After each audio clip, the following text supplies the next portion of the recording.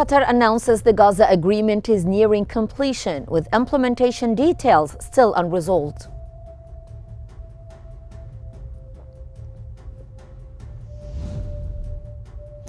Joe Biden announces that Israeli-Hamas captive and ceasefire talks are close to resolution in the final days of his presidency.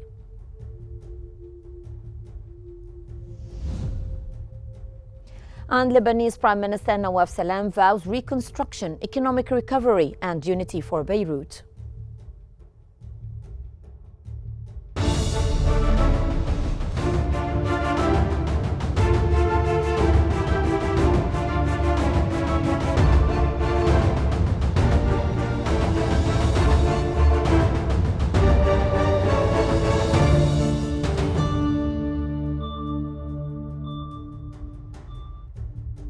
It's 4 p.m. Cairo local time, and you're now watching Q News. I'm Halal Hamalawi, and we begin today's bulletin with the latest developments in Gaza.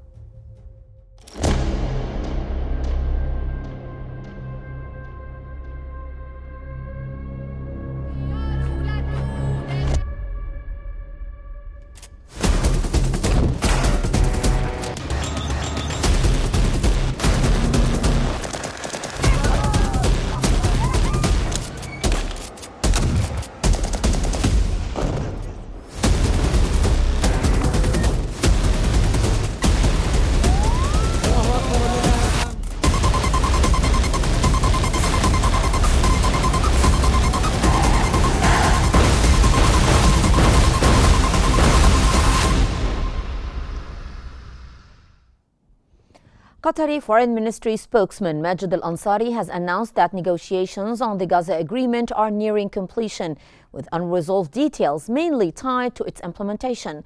Speaking at a press conference, he confirmed that drafts have been shared with both sides, urging an agreement to end the tragedy in Gaza. He highlighted Egypt, Qatar, and the United States' commitment to ensuring the ceasefire's success and overcoming prior obstacles.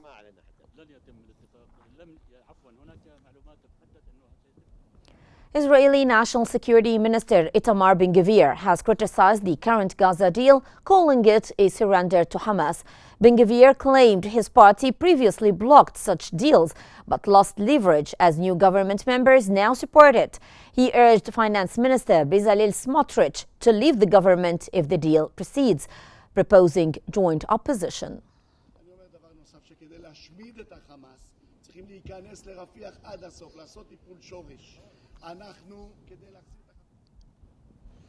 Israel's deputy foreign minister has said that Israel is hoping for good news in the next few hours on a ceasefire deal with Hamas. Sharon Haskell said that the talks are taking place with the delegations from all parties in Qatar. However, a deal has not yet been reached, and there are a number of obstacles that could still scupper the talks in Qatar. Rightfully said in the recent hours, the ball is in Hamas's court. U.S. President Joe Biden has said that Israel-Hamas captive and ceasefire talks are on the brink of finally coming to fruition. Biden's comments came as he delivered his final foreign policy speech as president. Biden's Middle East advisor, Brett McGurk, is in the Middle East to try and complete an elusive captive and ceasefire deal before Biden's presidency comes to an end. Never, ever give up. I spoke to Prime Minister Vizsla yesterday. I spoke to Emir Qatar today. White House National Security Advisor Jake Sullivan said that progress has been made in the Israel-Hamas captive and ceasefire talks. Sullivan said that he believes that the time is ripe to get a deal and to have it close. This comes as officials say that the United States and Arab mediators made significant progress overnight towards brokering a ceasefire in the Israeli-Hamas war and the release of captives held in the Gaza Strip, although a deal has not yet been reached. We have been hammering away at week after week, month after month. And now, in the last period, the Norwegian Ministry of Foreign Affairs has announced that Oslo will host the third meeting of the International Coalition for Supporting a Two-State Solution in the Middle East on Wednesday. This marks the third gathering of the Global Coalition for Implementing the Two-State Solution, established in September during the United Nations General Assembly in New York. Representatives from over 80 countries and organizations are expected to attend the pivotal meeting.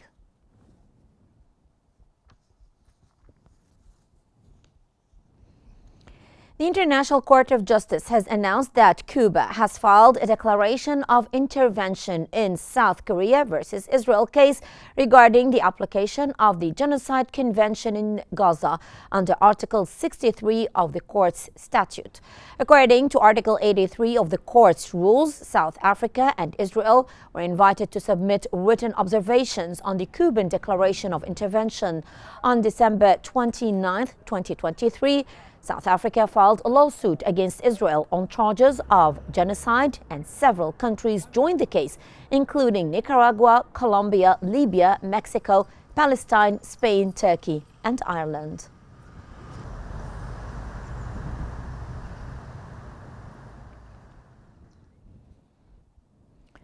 Two Palestinians have been killed and others were injured when the occupation warplanes bombed a gathering of civilians in a shelter camp west of Gaza City.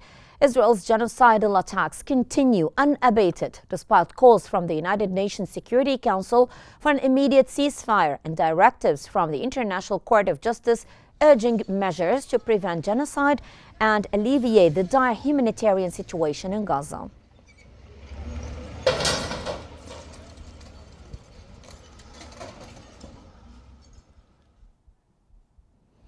Israel's attacks on the Gaza Strip have left many local children with deep psychological scars and forced them to grapple with the devastating loss of their loved ones. The United Nations Children's Fund UNICEF said that nearly all of Gaza's 1.1 million children need mental health and psychological support amid the ongoing Israeli bombardment, displacement, and dire living conditions. The UN estimates that at least 19,000 Palestinian children have been orphaned since the war on Gaza began.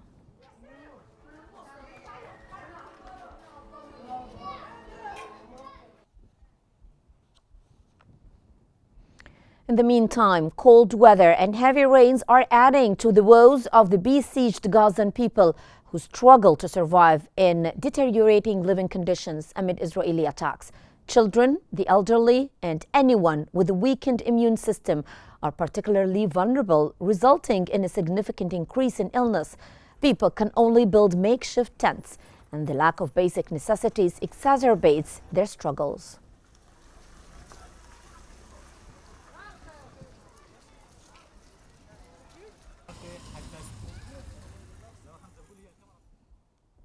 The Palestinian Ministry of Education and Higher Education said that 12,329 students have been killed and 20,160 have been injured since the beginning of the Israeli aggression on the Gaza Strip and the West Bank on October 7, 2023. The ministry reported that Israeli attacks have killed 657 teachers and administrators, injuring 3,904 and detained over 165 in the Gaza Strip and the West Bank. It also stated that 324 schools, universities, and UNRWA-affiliated buildings have been bombed or vandalized in Gaza, with 128 destroyed and 57 partially damaged. Additionally, Israeli forces have stormed 109 schools and 7 universities in the West Bank. Since the start of the conflict, 788,000 students in Gaza remain unable to attend school.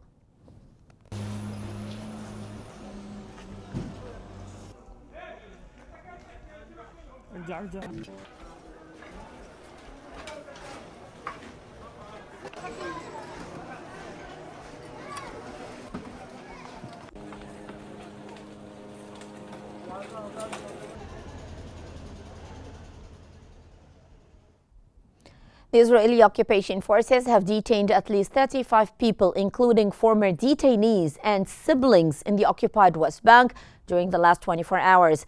The Detainees and Ex-Detainees Commission and the Palestinian Prisoners Society, known as the PPS, said in a joint statement that the detention operations were concentrated in the cities of Nablus, Salfit, Jenin, Tulkarm, and El Khalil, accompanied by widespread raids and abuse, assaults, and threats.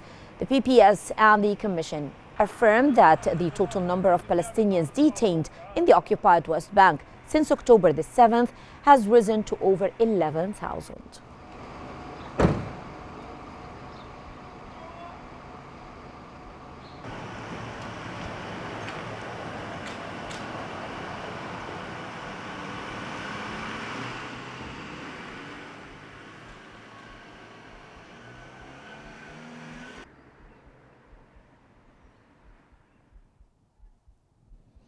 A number of students have suffered from suffocation after the Israeli occupation forces stormed the town of Al-Khadr south of Bethlehem.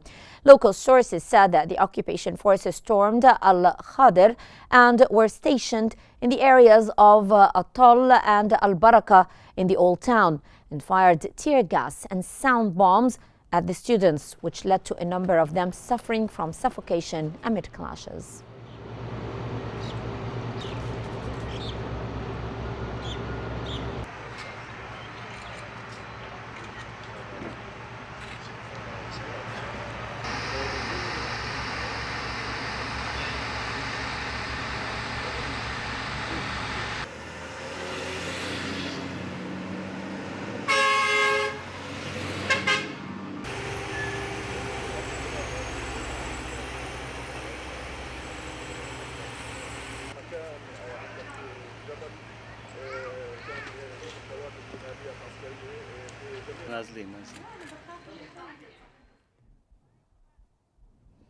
And for more analysis, we now move to Hani in our newsroom. To you, Hani.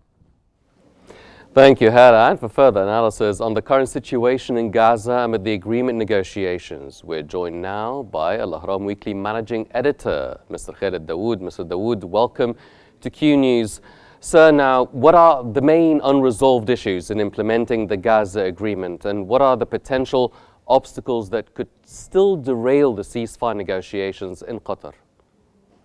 Well, thanks, Hani, for having me. Again, the situation seems to not have moved much since yesterday, and all the positive statements that are being made by current U.S. administration Biden officials, as well as those assisting the incoming U.S. President Donald Trump on the issues of the Israeli hostages that are being held. Everybody's making positive statements, including, of course, the Qataris, where the talks among Israel, the Palestinians, and the Qataris and the Americans and the Egyptians, of course, are being held. Again, everybody's saying agreement is very, very close. The Qatari foreign ministry just an hour ago, they announced that they're only working on final details, but as we always say, the devil is in the details. Again, every point of dispute over the past 8 months since this proposal was originally made by U.S. President Joe Biden could be a reason for the collapse of this agreement. But so far, according to the sources that are leaking information to Israeli and Arab media, the issue of Hamas' demand that any agreement should lead to a final ceasefire and not just a temporary ceasefire is an issue of contention. What's the language that's going to be used in the shift from the first transitional stage to the second stage, whether it's going to be a total ceasefire, an end of hostilities. That's something that the Israeli government is very cautious not to guarantee to the Palestinian side, insisting that they are going to have the capability of re-entering Gaza in case they believe that some parts of the agreements are being violated. But again, it seems the key pressure is coming from the incoming U.S. President Joe Biden. The reports in the Israeli media stated that Trump's envoy to the Middle East, Steve Witkoff, gave sort of no option agreement for the Israeli side, saying that they have to sign it, that Trump wants the agreement before he gets into office on Monday, on January 20. And that's why people or parties involved are speaking about the possibility of reaching the agreement before the end of the week. There were even reports that the agreement would be announced today or even Thursday. But again, the issues remain to be very critical. The number of prisoners, Palestinian prisoners, to be released in return for each Israeli soldier, the degree of the withdrawal of the Israeli forces from the sticking border point of Rafah, from the Netzarim corridor in the middle, and allowing the Palestinian displaced people to return to their homes in the north and elsewhere. All these are issues that obviously require detailed negotiations, although supposedly these parties have been already speaking about those issues for more than 8 months so far. Well, And Mr. hopefully, Dawood, maybe speaking people will about get something the soon. negotiations, what can you tell us about the nature and the mechanism of the cooperation between Egypt, Qatar, and the U.S. in their coordinated efforts to ensure a ceasefire? Well, according to the reports, this guarantee of this agreement, if it is to be reached by the end of this week, today, tomorrow, Thursday, is going to be guaranteed by the United States, by the Egyptians, by the Qataris, because as we know, the level of trust between Hamas and Israel is like below zero. So, I mean, again, Hamas does not believe that Israeli Prime Minister Benjamin Netanyahu is sincere about reaching a final ceasefire, a full ceasefire, and that he only wants the release of the initial group of Israeli hostages, 33 people alive, and then maybe he would resume the war again like he did at the end of November 2023. So they are seeking those kinds of guarantees from the Americans, from the Egyptians, from the Qataris, that the humanitarian aid is going to be allowed on the first day of implementation of a ceasefire, 600 trucks a day, including 60 trucks with fuel, very much needed for hospitals, for bakeries. And again, it's a very detailed agreement, which makes it very difficult. How many people will be released after like 3 days, after 7 days, negotiations towards the second stage. So it's a lengthy process. That's probably always going to be open for exchange of accusations of violations. However, that's where the United States, Egypt, and Qatar come in to convince both parties to maintain this agreement and to reach as well an agreement on who is going to rule Gaza in case the ceasefire holds. Well, how do you assess the criticism by Itamar Ben-Gvir regarding the Gaza deal, and could it lead to the collapse of Netanyahu's coalition, do you think? I personally believe that this is kind of, statements that are being made Ben Gvir by the Smotrich for domestic purposes. I mean, these extremist members of the government, such as Ben Gvir and Smotrich, they know more than anyone else that if they decide to pull out from this government or lead to the collapse of this government, they almost 100% not going to get a chance to get into the government again. So probably they're trying to satisfy their domestic audience. Reports coming out from Israel has been noting that already Netanyahu has a majority of ministers within the cabinet to approve this agreement. Ben Gvir and Smotrich, they have only 6 ministers who might oppose this agreement, while there are 27 who are likely to approve it. And even in parliament, if this agreement goes to the Israeli parliament, the Israeli opposition, led by Mr. Labed or Benny Gantz, have publicly stated they would support the agreement because they believe everybody needs a ceasefire right now. This war has caused tremendous humanitarian losses on the Palestinian side, more than 46,000 martyrs who died, plus probably 10,000, at least 10,000 who remain under the rubble. The suffering of the Palestinians is humongous. I mean, just you cannot even describe it in words. The hospitals are being destroyed, the schools are being destroyed, and from the Israeli side, the losses have been heavy as well, only over the past week. And despite all the claims of successful operations against Hamas, Israeli soldiers have been falling in big numbers. Reservists do not want to continue fighting in Gaza. The hostage families are putting a lot of pressure on Netanyahu. So probably those are among the factors that are actually leading to expectations that agreement might be needed. Mr. Dawood, what impact do you think the U.S. President-elect Donald Trump's involvement has on the negotiations?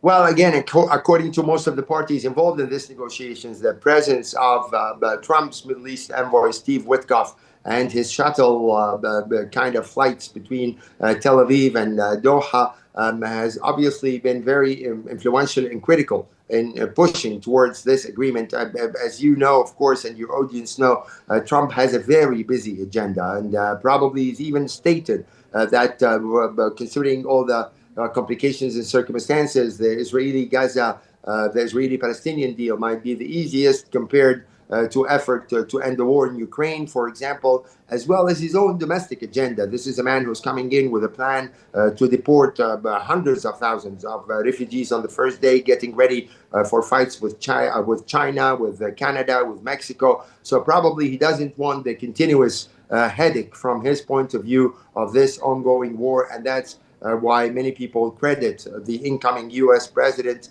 for possibility of reaching a ceasefire. While, I mean, again, would remain serious concerns that Netanyahu, knowing his negotiation style, will continue to press for so-called something in return for agreeing to a ceasefire. Everybody is waiting to know what's this something in return that Trump might be offering, hopefully not in terms of expanding Israeli settlements or recognizing the Israeli occupation of parts of the West Bank. So, I mean, let's wait and see. On one hand, it's good that Trump is putting pressure to reach an agreement, but again, let's remain cautious about what price Netanyahu is going to ask Trump for. Yes. That was Al Ahram Weekly Managing Editor, Mr. Khalid Dawood. Mr. Dawood, thank you very much for joining us here on Qnews. Ladies and gentlemen, now we go back to Hela once again. Hela. Thank you so much, Hani. And moving on to Yemen, where the Houthi group said that they have carried out a missile attack on Israel, the third in 12 hours. The group spokesman Yahya Saraya said in a statement that the operation targeted the Israeli Ministry of Defense in Tel Aviv with a hypersonic ballistic missile of the Palestine II type. This latest strike marks the third such operation claimed by the Houthis in 12 hours.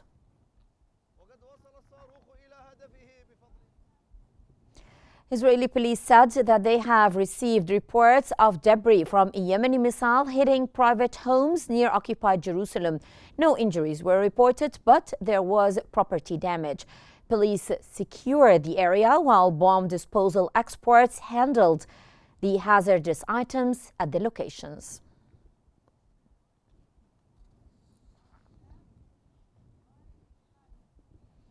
And now we move on to the latest developments in Lebanon.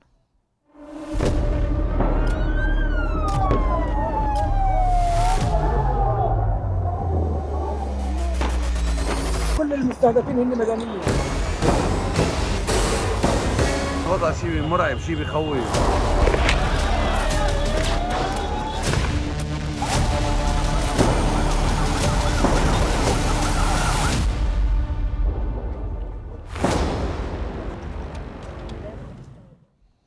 Lebanese Prime Minister Nawaf Salam has pledged to rebuild destroyed villages and prioritize economic recovery.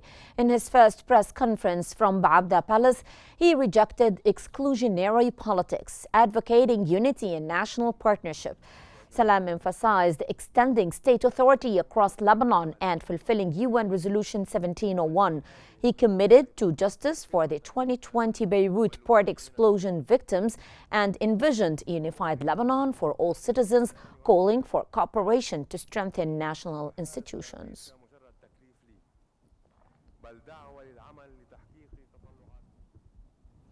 The Lebanese citizens have expressed satisfaction and hope after the designation of the head of the International Court of Justice, Nawaf Salam, as the country's prime minister.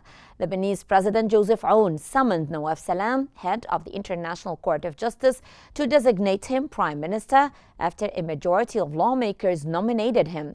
Salam took over the presidency of the ICJ, which is based in The Hague, as it held its first hearing in 2024 on a case filed by South Africa accusing Israel of genocide in the Gaza Strip, which Israel has dismissed as baseless.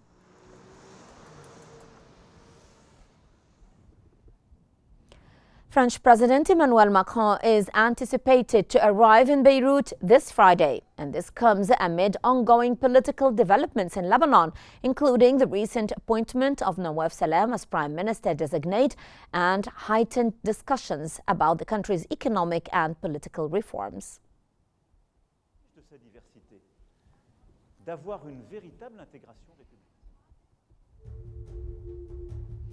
And that brings us to the end of our news bulletin. Here is what we have been covering.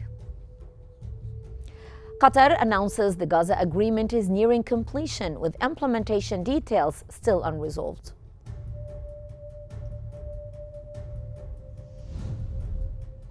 Joe Biden announces that Israeli-Hamas captive and ceasefire talks are close to resolution in the final days of his presidency.